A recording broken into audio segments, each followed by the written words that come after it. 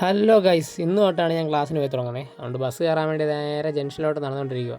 അങ്ങനെ ജംഗ്ഷനിൽ വന്നപ്പോൾ തന്നെ ഒരു ബസ് കിട്ടി. പിന്നെ ബസ് ഇറങ്ങുന്നതിൻ്റെ തൊട്ടടുത്ത് തന്നെയാണ് എൻ്റെ സെൻറ്റർ ഉള്ളത്.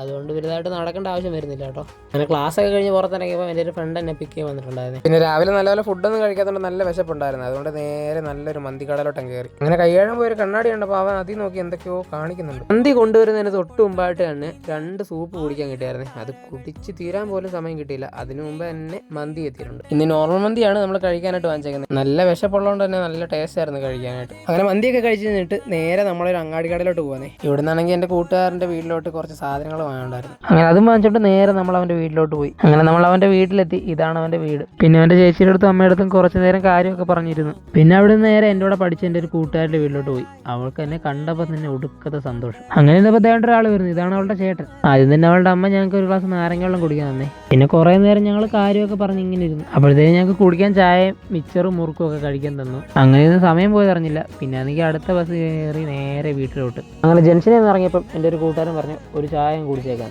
പിന്നെ നേരെ ഒരു ചായ കടയിലോട്ട് കയറി ഒരു ചായയും ഒരു പഴംപൊരിയും കഴിച്ചു. അപ്പോൾ ഗൈസ്, നമുക്ക് അടുത്ത വീഡിയോ കാണാം.